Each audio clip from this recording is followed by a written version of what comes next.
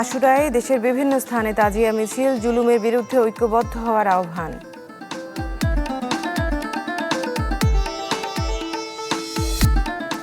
মেহেরপুর সীমান্ত দিয়ে ফের 5 জনকে পুশিন চেষ্টা, সতর্ক অবস্থানে বিজিবি।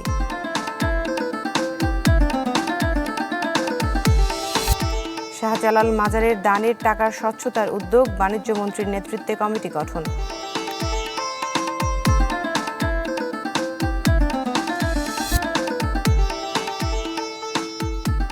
আমন্ত্রণ দেশ 24-এ আপনাদের সাথে আছি আমি বিহানিকের দৃষ্টি। শুনছিলেন শিরোনাম, পুরো খবরে যাচ্ছি। সারা দেশে যথাযোগ্য মর্যাদায় পালিত হয়েছে পবিত্র আশুরা। সকালে রাজশাহী রেলগেট এলাকা থেকে বের হয় শোক শোভাযাত্রা। এতে অংশ নেন শত শত ধর্মপ্রাণ মুসল্লি। বিভিন্ন সড়ক ঘুরে সাহেব বাজারে গিয়ে এক শোক সমাবেশে মিলিত হয়। এরপর হজরত শাহ মখদুম রূপসের মাজার জিয়ারত করা হয়। বরিশালেও শোক মিছিল বের করে পাক পাঞ্জাতন পরিষদ। এ সময় বক্তারা বলেছেন, শিয়া সুন্নি নয়, উম্মতে মোহাম্মদ হিসেবে ইমাম হাসান হোসেনের আত্মত্যাগের প্রতি শ্রদ্ধা জানাতেই এই শোক মিছিল। এছাড়া রংপুর, খুলনা সহ বিভিন্ন স্থানে ছিল পবিত্র আশুরার আয়োজন।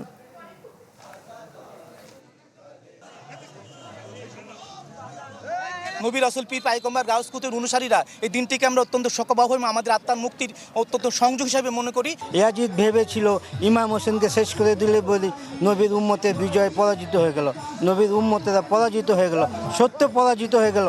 আজকে সত্যের উন্মোচনের দিন। সারা বিশ্বে এই শোক পালন করা হচ্ছে, উদ্দেশ্য হচ্ছে এই শোককে শক্তিতে পরিণত করা। আশুরার আয়োজন নিয়ে জানাতে নীলফামারী থেকে যোগ দিচ্ছেন রায়হান সুবক্তগিন। রায়হান জানাবেন কি কি আয়োজন চলছে আশুরাকে ঘিরে?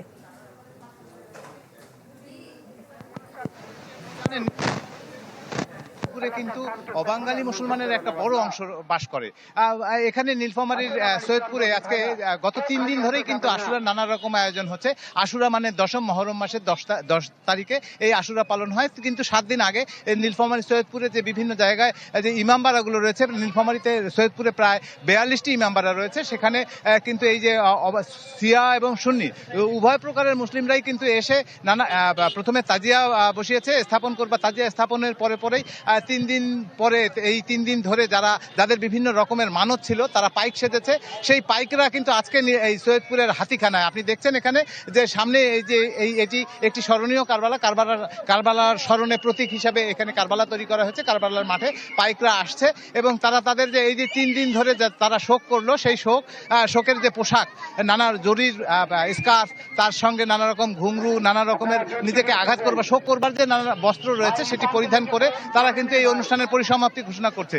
আপনি জানেন দৃষ্টি যে এই অনুষ্ঠানটাকে কেন্দ্র করে কিন্তু পুরো সৈয়দপুরে এক ধরনের শোক। এখানকার মানুষকে আমি আজকে দেখেছি যে যাদের মানত রয়েছে নানা রকমের সিন্নিরা বাড়ি থেকে রান্না করে নিয়ে এসেছে, তারা এখানকার মানুষকে খাওয়াচ্ছে। পার্শ্ববর্তী এলাকাগুলোতে কিন্তু এই জনগোষ্ঠীর এখানে মিলন কেন্দ্র হয়ে উঠেছে এবং এটাকে কেন্দ্র করে একটা মেলা তরিত হয়েছে।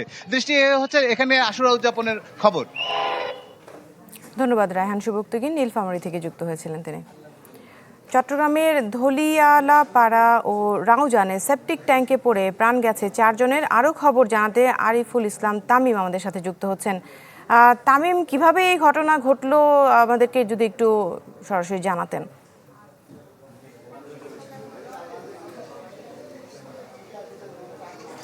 দৃষ্টি, এই মুহূর্তে আমি আছি চট্টগ্রামের যে ধনিয়ালাপাড়া নামে একটি এলাকা রয়েছে দেয়ানহাটের এদিকে, এখানে আছি এবং এখানে একটি নির্মাণাধীন যে ভবন রয়েছে সেই ভবনের সেপটিক ট্যাঙ্ক থেকে মূলত একজন প্রথমে যেই শ্রমিক রয়েছেন এখানে তারা যারা কাজ করছিলেন তাদের একজন প্রথমে দুপুর 3টা নাগাদ পড়ে সেখানে তিনি অসুস্থ হয়ে পড়েন এবং এরপর তাকে উদ্ধার করার জন্য বা তার খোঁজ না পেয়ে সেখানে আরও একজন যে কর্মী রয়েছেন বা যারা কাজ করতেন তারা সেখানে নেমেছিলেন সেই সেপটিক ট্যাঙ্কিতে।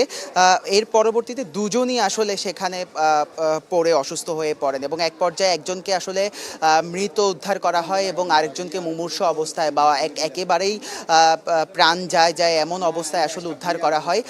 এখানে পুলিশের কর্মকর্তা যারা রয়েছেন তারা এসেছিলেন, ফায়ার সার্ভিসের যারা কর্মী রয়েছেন তারাও এখানে এসেছিলেন ঘটনার পরপর এবং উদ্ধারের পর আমরা এখানে আসার পর প্রত্যক্ষদর্শী যারা রয়েছেন তাদের সাথে কথা বলেছি। তারা আমাদেরকে যেটি জানিয়েছে, তারা এখানে প্রায় 4 থেকে 5 মাস যাবত এই ভবনের তারা কাজ করতেন এবং আজ দুপুরে তারা এখানে যখন সেপটিক ট্যাঙ্কি পরিষ্কার করতে গিয়ে মূলত সেখানে নামেন এবং এরপর সেখানে নামার পর অসুস্থ হয়ে পড়েন বা সেখানে যে বিষাক্ত গ্যাস রয়েছে সেটি সংক্রামকের কারণেই মূলত একেবারেই অসুস্থ হয়ে পড়েন এবং এরপর তাকে একজন যিনি প্রথমে নেমেছিলেন তাকে বাঁচাতে গিয়ে আরও একজন আসলে মৃত্যুর কোলে ঢলে পড়ে। এখন পর্যন্ত আমাদের কাছে যে খবর রয়েছে, এখানে দুজনের মধ্যে একজন মৃত খবর পেয়েছি আমরা, কিন্তু আরও একজন রয়েছে তার খবরটি আসলে মৃত্যুর খবরটি এখনও আমরা নিশ্চিত হতে পারিনি। তবে আরেকটি বিষয় যদি দৃষ্টি আপনাকে বলি যে চট্টগ্রামের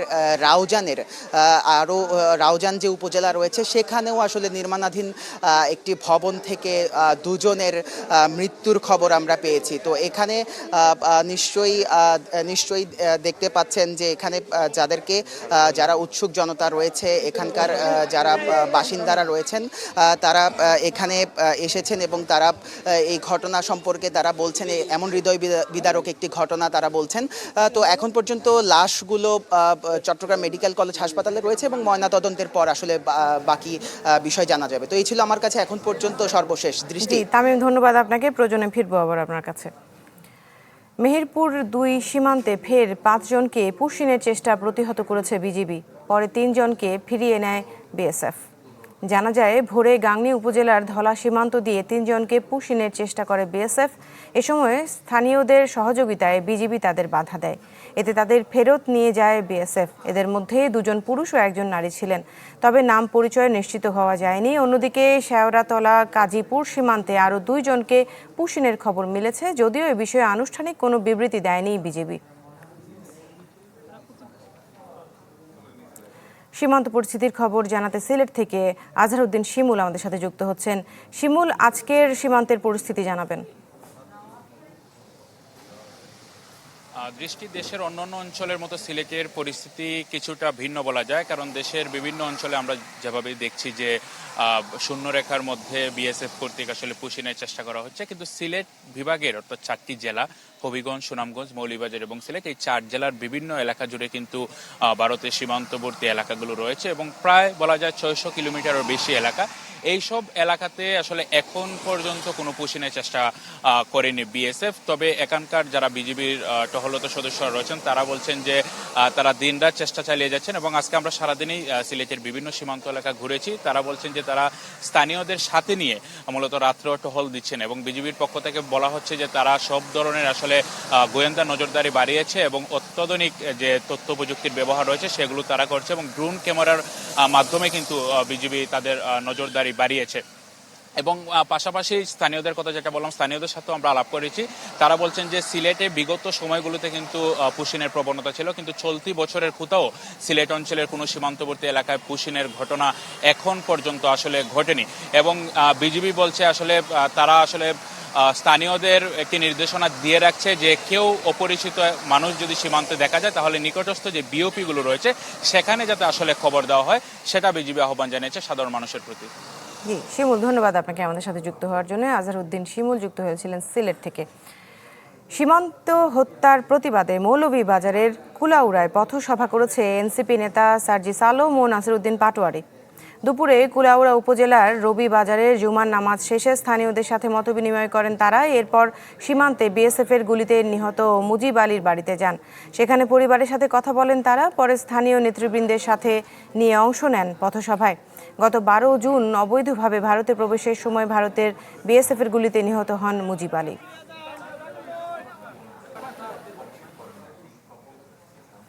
চট্টগ্রাম নগরীর 26% বাড়িতে মিলেছে এডিসের লার্ভা, যা স্বাভাবিকের তুলনায় 5 গুণ বেশি। আর আঙিনায় বিভিন্ন পাত্রে লার্ভার উপস্থিতি পাওয়া গেছে 33 ভাগ, যা স্বাভাবিকের চেয়ে 3 গুণ বেশি। স্বাস্থ্য বিভাগের এক জরিপে উঠে এসেছে এসব তথ্য, যাতে উচ্চ ডেঙ্গু সংক্রমণের ঝুঁকি হিসেবে চিহ্নিত করা হয়েছে নগরীর 8টি ওয়ার্ডকে। বর্ষায় বাড়ে ডেঙ্গুর প্রকোপ, তাই মৌসুমের শুরুতেই এডিস মশার ঘনত্ব, বংশবিস্তার ও ঝুঁকি নিরূপণে চট্টগ্রাম নগরীর 18টি ওয়ার্ডে একটি জরিপ চালায় স্বাস্থ্য বিভাগ। 8 থেকে 22 জুন পর্যন্ত চলা এই জরিপে উঠে আসে এডিস মশা বিস্তারে উদ্বেগজনক চিত্র। এতে 370টি বাসার মধ্যে 99টিতে মিলেছে এডিসের লার্ভা। পরিমাণ 26.76 ভাগ, যা স্বাভাবিকের তুলনায় 5 গুণ বেশি। একই অবস্থা ঘরের বাইরে থাকা পানির পাত্রেও। 345টির মধ্যে 114টিতে মিলেছে লার্ভা, তাও 33 ভাগ, স্বাভাবিকের তুলনায় যা 3 গুণ বেশি। বিপজ্জনক মাত্রায় লার্ভা মিলেছে নির্মাণাধীন ও বহুতল ভবনের আন্ডারগ্রাউন্ড সহ বিভিন্ন জায়গায়। চিটাং শহরের এখন যে অবস্থা, এটা মোটামুটি বেশ ভালোই। ইন্ডেক্সগুলো প্রত্যেকগুলোই আমাদের কাঙ্ক্ষিত মাত্রার চেয়ে অনেক বেশি মাত্রায় আছে। এটা যদি দেখি আমরা, কন্টেইনার ইন্ডেক্সটা হচ্ছে যে আমরা 30%-এর উপরে পেয়েছি, যেটা নর্মালি থাকার কথা ছিল যে 10%-এর কম। জরিপে নগরীর উত্তর কাট্টলী, পাঁচলাইশ, বাকুলিয়া, জালালাবাদ, পাথরঘাটা সহ 8টি ওয়ার্ডকে ডেঙ্গু ও চিকুনগুনিয়ার উচ্চ ঝুঁকিপূর্ণ হিসেবে চিহ্নিত করা হয়। এসব এলাকায় মশার বংশবিস্তার রোধে ওষুধ ছেটানো, পরিষ্কার পরিচ্ছন্নতা বজায় রাখা সহ 4টি সুপারিশও দেওয়া হয় জরিপ প্রতিবেদনে। ঝুঁকিপূর্ণ এলাকাগুলো চিহ্নিত করে আমরা মাননীয় মহোদয়ের ওখানে, মেয়র মহোদয়ের ওখানে আমরা সুপারিশ করেছি। আমরা উদ্দেশ্য হলো এই যে red zone, yellow zone, green জোনগুলোতে প্রয়োজনীয় পদক্ষেপ নিয়ে যাতে লার্ভাকে ধ্বংস করা যায়। আর লার্ভাকে ধ্বংস হয় তাহলে আমরা আরও বেশি করে আমরা যে অবস্থা আছি, যে একটা কম আছে, আমরা সেটা বজায় রাখতে পারবো। জরিপের তথ্য উপাত্ত পাঠানো হয়েছে সিটি কর্পোরেশনে। এর প্রেক্ষিতে নানা উদ্যোগ নেওয়ার কথা জানান সিটি মেয়র। বাসার আঙিনার মধ্যে কোনো ধরনের এডিস মশার লার্ভা সেখানে পাওয়া গেলে তাদেরকে জেল জরিমানা এগুলি করতে পারবে, এবং গত বছর আমরা করেছি। কাজে সব মিলে আমরা মনে করি যে জেল জরিমানা, তারপর আপনাদের preventive matter as well as awareness program এবং থেরাপিউটিক যে মেজারটা আমরা নিচ্ছি, আমরা লার্ভিসাইডটা দিচ্ছি সকাল 11টা-12টার মধ্যে আমরা দিচ্ছি, আর সন্ধ্যার দিকে আমরা অ্যাডাল্টিসাইড, যেটা ফগার মেশিন দিয়ে স্প্রে দিচ্ছি। উচ্চ ঝুঁকিপূর্ণ 8টি ওয়ার্ডের মধ্যে ডেঙ্গুর হটস্পট সবচেয়ে বেশি উত্তর কাট্টলী ও পাঁচলাইশ ওয়ার্ডে। এছাড়া 10টি ওয়ার্ডেও কম বেশি মিলেছে এডিসের প্রজনন ক্ষেত্র। রনি দত্ত, চ্যানেল 24, চট্টগ্রাম। দর্শক, নদ নদীর পানি বৃদ্ধি ও ভাঙনের খবর জানাতে সিরাজগঞ্জ এবং কুড়িগ্রাম থেকে আমাদের সহকর্মীরা আমাদের সাথে যুক্ত হবেন। সিরাজগঞ্জ থেকে হীরক গুণ, শুরুতেই তার কাছ থেকে জানতে চাই কি অবস্থা আজকের। আসলে বৃষ্টিপাত এবং উজান থেকে নেমে আসা পাহাড়ি ঢলের পানিতে কিন্তু সিরাজগঞ্জের যমুনা নদীর পানি বৃদ্ধি পাচ্ছে। গত এক সপ্তাহ ধরে সিরাজগঞ্জ পয়েন্টে পানি বাড়ছে। গত 24 ঘন্টায় কিন্তু সিরাজগঞ্জ পয়েন্টে পানি বেড়েছে। সিরাজগঞ্জ হাট পয়েন্ট এলাকায় 12 সেন্টিমিটার এবং কাজীপুর পয়েন্টে কিন্তু পানি বেড়েছে 14 সেন্টিমিটার। এদিকে পানি বাড়ার সাথে সাথে কিন্তু সিরাজগঞ্জ সদর এবং চৌহালি উপজেলায় কিন্তু নদী ভাঙন শুরু হয়েছে। বিশেষ করে গত শনিবার কিন্তু সিরাজগঞ্জ সদর উপজেলার যেটি বাহুকা গ্রামে, সেখানে পানির প্রবল স্রোতে নদীর ডানটি রক্ষা বাঁধের প্রায় 30 মিটার এলাকা কিন্তু নদীগর্ভে বিলীন হয়ে যায়। এরপরে পানি উন্নয়ন বোর্ডের পক্ষ থেকে বালিবর্তী জিও ব্যাগ এবং জিওটেক নিক্ষেপ করে ভাঙনটি রোধ করেছে। তবে দেখতে পাচ্ছেন যে পানি কিন্তু প্রতিদিনই বাড়ছে, যে কারণে যমুনা নদীতে কিন্তু যে স্রোত সেটি কিন্তু শুরু হয়েছে, এবং পানি উন্নয়ন বোর্ড যেটি বলছে যে যমুনা নদীর পানি কিন্তু আরও 3 থেকে 4 দিন বাড়তে পারে, এমন কথা বলেছে। তবে বড় ধরনের বন্যার কোনো আশঙ্কা এখনো পর্যন্ত নেই, একথা কিন্তু পানি উন্নয়ন বোর্ডের পক্ষ থেকে বলা হয়েছে। তবে পানি কিন্তু প্রতিদিনই বাড়ছে সিরাজগঞ্জ পয়েন্ট এবং গাজীপুর পয়েন্টে, যে কারণে পুরো বর্ষা মৌসুমে যমুনা নদীর যে চিত্র হয় সেটি কিন্তু ধীরে ধীরে দেখা যাচ্ছে। কারণ আজকে আমরা যেটি দেখেছি, সিরাজগঞ্জ এই হাট পয়েন্ট এলাকায় কিন্তু নদীর স্রোত কিন্তু সেখানে রয়েছে, এবং ভাঙন কিন্তু চৌহালি উপজেলার বিভিন্ন তৃণমূল যেটি চরাঞ্চল সেগুলো কিন্তু ভাঙন রয়েছে, এবং সেটি বাহুকা সদর উপজেলার নদীর ডানটি রক্ষা বাঁধ, যে স্থানটিতে প্রায় 30 মিটার এলাকা নদীতে নদী বিলীন হয়ে যায়, সেটি কিন্তু পানি উন্নয়ন বোর্ডের পক্ষ থেকে বালিবর্তী জিও ব্যাগ নিক্ষেপ করে সেটি কিন্তু ভাঙন রোধ করছে। তবে পানি কিন্তু প্রতিদিনই সিরাজগঞ্জের যমুনা নদীতে বাড়ছে। দৃষ্টি। হীরক গুণ, ধন্যবাদ আপনাকে আমাদের সাথে যুক্ত হওয়ার জন্য। আমরা একটু কুড়িগ্রামে গোলাম মোল্লা সিরাজ আছে, তার সাথে একটু কথা বলতে চাই। সিরাজ, কুড়িগ্রামের কি অবস্থা? দৃষ্টি, আমরা সারাদিন যেটা বলছিলাম যে নদ নদীর পানি আসলে স্থিতিশীল রয়েছে। এর মধ্যে ব্রহ্মপুত্রের পানি সারাদিনে 2 সেন্টিমিটার বেড়েছে, আর বাকি যে 3টি বড় নদ নদী রয়েছে তাদের কিন্তু আসলে পানি আগের মতো রয়েছে। আমি যদি আপনাকে দেখাই, মূলত এখন সবচেয়ে বড় যে ব্যাপারটি সেটি হচ্ছে ভাঙন। আমি সকাল থেকে ছিলাম বামনডাঙ্গা ইউনিয়নের যে গোয়ালটারিতে, তার পাশের আরেকটা গ্রামে আমি এসেছি। এটি হচ্ছে যে দক্ষিণ কুটির চর। তো এইখানে এসেও আমি যেটা দেখলাম, এখানে আসলে আসার সময় অনেক লোকজনের সঙ্গেই কথা হচ্ছে আমার। অনেক লোকজন এখানে নদীর পাড়ে অপেক্ষা করছে, তাদের সঙ্গে কথা হলো। তারা যেটা বলছে, এই যে গত কয়েকদিন ধরে যে হচ্ছে নদীর পানি বাড়া কমার ফলে এই যে জায়গাটায় আমি দাঁড়িয়েছি, এখানে কয়েক হেক্টর জমির ফসল কিন্তু নদীতে পড়েছে, তারা যেটা বলছে, এবং বেশ কয়েকটি বাড়িও কিন্তু আসলে নদীতে পড়ে গেছে। তারা যেটা বলছে যে স্থানীয় লোকজন কিন্তু এই বিষয়টা নিয়ে একাধিকবার স্থানীয় জনপ্রতিনিধি সহ পানি উন্নয়ন বোর্ডের সঙ্গে তারা কথা বলেছে, কিন্তু এখন পর্যন্ত এটিতে আসলে সেভাবে ভাঙন রোধে কোনো কাজ শুরু করেনি। তবে এখানকার লোকজন যেটা বলছে যে যদি অতি দ্রুত এই ভাঙন রক্ষার জন্য কোনো ব্যবস্থা না নেওয়া হয়, তাহলে কিন্তু আবার যে সামনে একটা বন্যার সংখ্যা বলা হচ্ছে বা পানি বাড়ার যে খবরটি দিয়েছে স্থানীয় পানি উন্নয়ন বোর্ড, তাহলে আরো বেশ কয়েকটি বাড়ি ঝুঁকির মুখে রয়েছে। এখানে হচ্ছে যে হেক্টর হেক্টর আবাদি জমি তো রয়েছে, তার সাথেই কিন্তু আসলে এখানে অন্তত 3টি প্রাথমিক বিদ্যালয়, মাদ্রাসা সহ বেশ কয়েকটি বাড়ি ঝুঁকিতে রয়েছে। তারা বলছে এমনটাই। শুধু এই জায়গার চিত্র এমন না, এই যে পানি বাড়ার ফলে বা কমার ফলে নদ নদী পাড়ের কিন্তু 36টি পয়েন্টে এমন পরিস্থিতি সৃষ্টি হয়েছে, প্রতিদিনই কোনো না কোনো হচ্ছে মানুষ কিন্তু ভিটেমাটি হারাচ্ছে এবং আবাদি জমি ক্ষতিগ্রস্ত হচ্ছে, গাছপালার ক্ষতিগ্রস্ত হচ্ছে। সবকিছু মিলে এই পানি বাড়ার ফলে, কমার ফলে কিন্তু এখন ভাঙনটাই হচ্ছে এখানকার মানুষের জন্য সবচেয়ে বড় দুর্ভোগের বিষয়। দৃষ্টি। জি, গোলাম মোল্লা সিরাজ, আপনাকে ধন্যবাদ আমাদের সাথে যুক্ত হওয়ার জন্য।